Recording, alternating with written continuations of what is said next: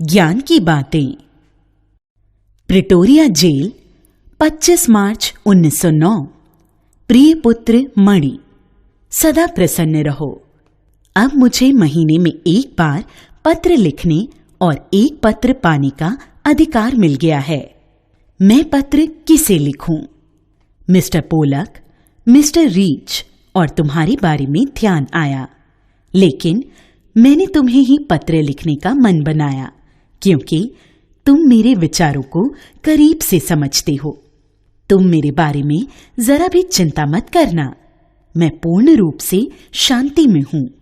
आशा है कि बा अच्छी हो गई होंगी।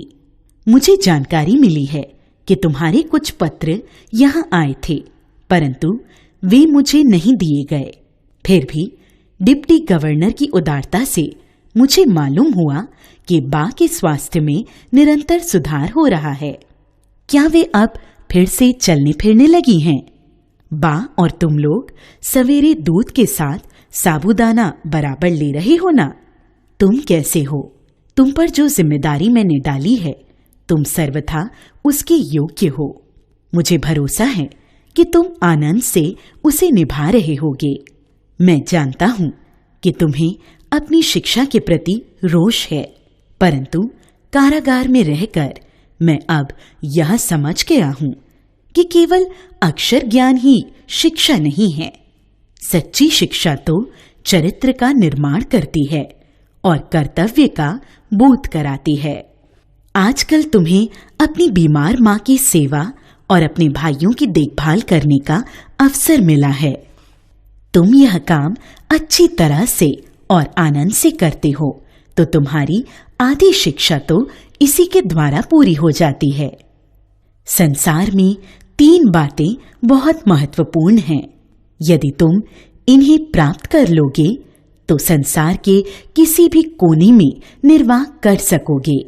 ये 3 बातें हैं: अपनी आत्मा का, अपने आप का और ईश्वर का सच्चा ज्ञान प्राप्त करना। इसका अर्थ यह नहीं कि तुम्हें अक्षर ज्ञान नहीं मिलेगा, वह तो मिलेगा ही। अक्षर ज्ञान तो इसलिए होता है कि जो कुछ तुम्हारे पास है उसे दूसरों को दे सको।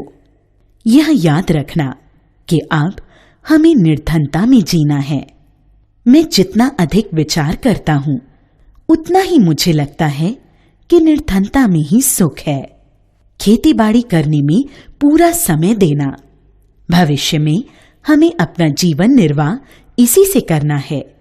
मेरी इच्छा है कि तुम एक योग्य किसान बनो। खेती के सभी औजारों को साफ सुथरा और सुव्यवस्थित रखना। अक्षर ज्ञान के साथ साथ गणित और संस्कृत पर भी पूरा ध्यान देना। भविष्य में संस्कृत तुम्हारे लिए बहुत उपयोगी होगी।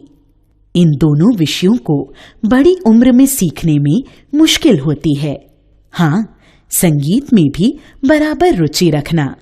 हिंदी, गुजराती और अंग्रेजी के चुने गए भजनों का एक संग्रह तैयार करना। वर्ष के अंत में यह संग्रह तुम्हारे लिए मूल्यवान साबित होगा। काम की अधिकता से मनुष्य को घबराना नहीं चाहिए, न ही यह सोचना चाहिए कि यह काम कैसे होगा या पहले क्या करूं। मुझे यह आशा है कि घर के लिए तुम जो भी खर्च करते होगे उसका हिसाब रखते होगे। मुझे आशा है कि तुम प्रतिदिन नियम पूर्वक प्रार्थना करते होगे और रविवार को मिस्टर वेस्ट के यहाँ प्रार्थना में भी नियम से जाते होगे। हमें सूर्योदय से पहले उठकर प्रार्थना करनी चाहिए। ये बातें तुम्हारे जीवन में आगे चलकर बहुत सहायक साबित होंगी। इस पत्र को पढ़कर और अच्छी तरह समझ लेने के बाद ही मुझे जवाब देना। अब मैं प्रेम सहित इस पत्र को समाप्त करता हूं। तुम्हारे पिता मोहनदास।